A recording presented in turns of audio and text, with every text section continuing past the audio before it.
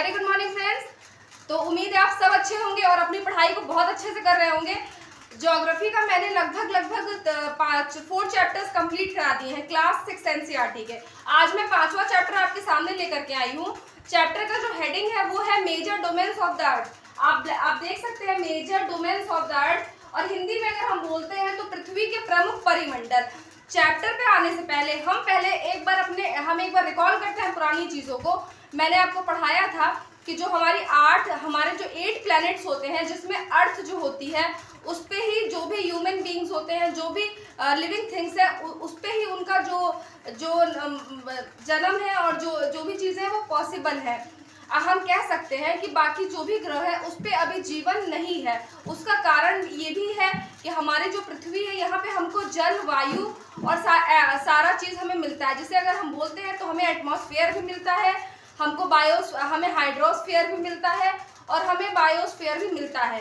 अगर हम बात करते हैं एटमॉस्फेयर की, तो एटमॉस्फेयर का भी हम आगे जिक्र करेंगे, बायोस्फीयर का भी आगे जिक्र करेंगे और हाइड्रोस्फीयर का भी आगे जिक्र करेंगे। उससे पहले मैं आपको ये बता देती हूँ कि परिमंडल और डोमेन्स में क्या अंतर होता है। परिमंडल डोमेन्स में, तो परिमंडल और डोमेन्स वो होता है जो काफी लेयर्स से मिलकर के बनता है। जैसे हमारी जो पृथ्वी है ये जल से, स्थल से यानी जमीन से, जो सॉलिड भाग होता है पृथ्वी का जिस पे हम रहते हैं उसे हम बोलते हैं स्थल। स्थल से, जल से और वायु मतलब गैस के मिश्रण को ही तो हम वायु बोलते हैं। इससे मिलकर के बनता है। यही सारे लेयर्स को अलग अलग हम पढ़ते हैं। इन्हीं सारी लेयर्स को हम बोलते हैं परिमंडल, इन्हीं सारे लेयर्स को हम बोलते हैं डोमेन्स। ठीक है, तो अब ये तो आपको अच्छे समझ में आ गया। अब हम इसकी बात करते हैं एटमॉस्फेयर। तो अगर इस चैप्टर में आप पढ़ेंगे कि अब इसमें आपको आएगा एटमॉस्फेयर, कि एटमॉस्फेयर क्या होता है। तो एटमॉस्फेयर जो होता है ये आपकी पृथ्वी है। आपकी जो पृथ्वी होती है, आपकी पृथ्वी जो आपका जो ग्लोब है, जैसे हम बोलते हैं पृथ्वी, इसके चारों तरफ आप वायु की परतें हैं। वो वायु की जो परतें हैं उसमें बहुत मिक्स एयर होती है। नाइट्रोजन भी होती है, ऑक्सीजन भी होती है, कार्बन डाइऑक्साइड भी होता है। ये सारी एयर जो होती है उसमें मिली होती हैं।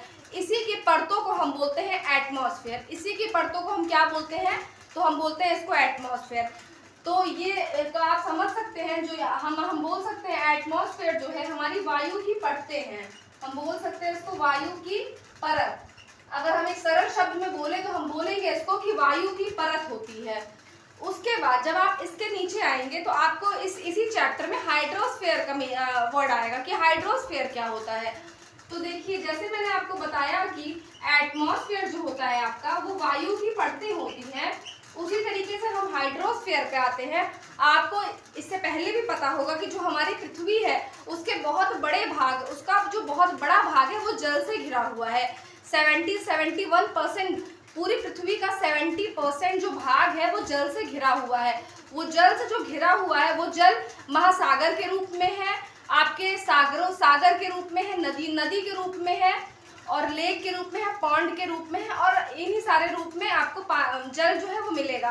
तो यही जो जल है जो हमारी पृथ्वी को कवर करता है, उसी एरिया को हम बोलते हैं हाइड्रोस्फीयर।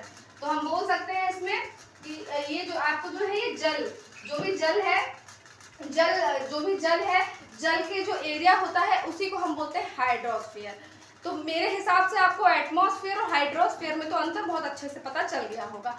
नेक्स्ट आपको इसी चैप्टर में जब आप नीचे पढ़ेंगे तो आपको वर्ड मिलेगा बायोस्फीयर। बायोस्फीयर क्या होता है, तो हम देखिए बायोस्फीयर, ठीक है, जिसे हम एटमॉस्फेयर को क्या बोलते हैं हिंदी में, तो हम एटमॉस्फेयर को हिंदी में बोलते हैं वायुमंडल। क्या बोलेंगे, वायुमंडल। इसको हम बोलते हैं जलमंडल। इसको हम क्या बोलते हैं, इसको हम बोलेंगे जलमंडल। आपको बहुत इजीली समझ में आ जाएगा।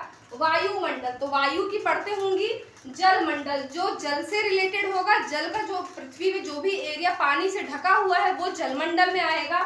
बायोस्फीयर को हम बोलते हैं जीव मंडल। बायोस्फीयर को हिंदी में हम बोलते हैं जीव मंडल। अब हम बात करते हैं बायोस्फीयर की। तो बायोस्फीयर वो एरिया होता है जहाँ पे आपको जमीन भी मिलती है, सॉलिड मतलब आपको पृथ्वी मिलती, जमीन का मतलब सॉलिड भाग मिलता है, आपको वायु मिलती है और आपको जल मिलता है। मतलब तीनों चीजें आपको मिलती हैं। पृथ्वी का जो कठोर भाग होता है, जो सॉलिड भाग होता है, जिस पे हम खड़े होते हैं, जिस पे हम रहते हैं, उसी को पृथ्वी के चारों तरफ गैस की जो परतें होती है उसको हम एटमॉस्फेयर बोलते हैं, और जो एरिया जो जल से ढका होता है उसे हम हाइड्रोस्फेयर कहते हैं। तो बायोस्फीयर में आपको स्थल भी मिलता है, स्थल आपको मिलेगा, प्लस आपको इसमें जल भी होता है, प्लस वायु होती है। मतलब वो एरिया जहाँ पे ये तीनों चीजें अवेलेबल हो, जहाँ हम रहते हैं। जब ये तीनों चीजें अवेलेबल होंगी तो वहां पे आपको आपके पेड़ पौधे निकलेंगे, वहां पे आपके जीव जंतु होंगे, वहां पे आपके मनुष्य भी होंगे। इसका मतलब जीव जो सारे जहाँ पे रहते हैं हम उसे बोलते हैं जीव मंडल। तो हम उसे बोलते हैं जीव मंडल, बायोस्फीयर। बायोस्फीयर में कौन सा एरिया आता है? तो आपका स्थल आता है, जल आता है और वायु आता है। मेरे हिसाब से आपको इन तीनों का चीजें तो पता चल गई होंगी कि ये क्या होता है और इसकी विशेषताएं क्या क्या है। ये जो चैप्टर है इसका जो नेक्स्ट वीडियो में बनाऊंगी, अब उसमें आपको आगे के 2 या 3 वीडियो में ये चैप्टर अच्छे से कंप्लीट कर दूंगी। बहुत बहुत धन्यवाद आपको मेरी